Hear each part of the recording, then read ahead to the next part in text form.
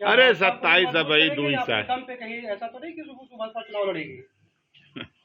देखिए, ये सवाल तो आप लोगों को सपा से पूछना चाहिए जो 8 बार पलटी मारे, बसपा से पूछना चाहिए जो 6 बार पलटी मारे, कांग्रेस से पूछना चाहिए जो 9 बार पलटी मारे। हम तो दुइये बार में सब लोग घबरा गए।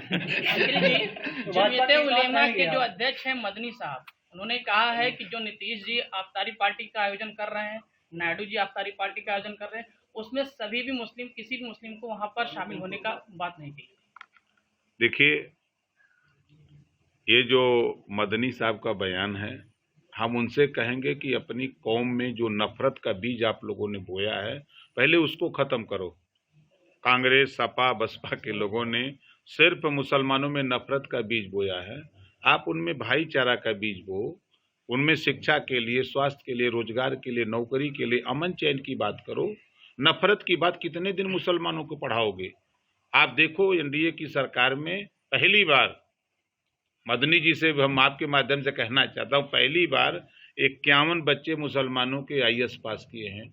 उनको चिंता इस बात की है कि अगर ये अब जहाँ ड्यूटी करेंगे तो संविधान के दायरे में बात करेंगे, तो इस नाते उनको चिंता हो गई, तो ये तो नफरत नहीं फैलाएंगे, इस नाते उनको चिंता हो रही है। अयोध्या में अभी प्रशासन द्वारा एक बुलडोजर जारी चलाया गया है, जिसको लेकर के अखिलेश यादव ने अपने ट्विटर से, अपने फेसबुक अकाउंट से ट्वीट किया, जिसमें एक बच्ची जो है अपनी झोपड़ी को नहीं बचा रही है, किताब को लेकर के भाग रही है। तो अच्छी बच्ची पढ़ रही होगी, अपनी किताब को सुरक्षित कर रही है, तो अच्छी बात है। अच्छा, कुंभ को लेके योगी जी ने कहा कि जिसने जैसा देखा उसको वैसा दिखा। आप भी जो है स्नान में नाराज हो गए थे। नहीं, हम स्नान में नाराज नहीं हो गए थे। स्नान करके जब आए तब जो है वो एक गाड़ी बची थी, उसी में आम लोग भर गए।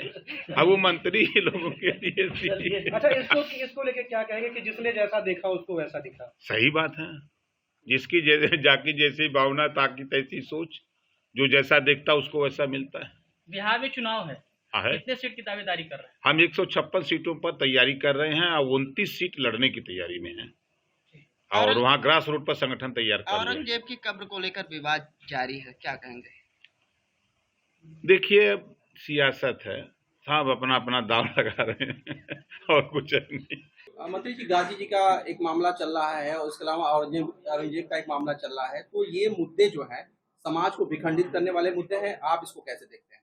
समाज को विखंडित करने वाले मुद्दे नहीं हैं, समाज में जो सच्चाई है उसको उजागर करने वाले मुद्दे हैं।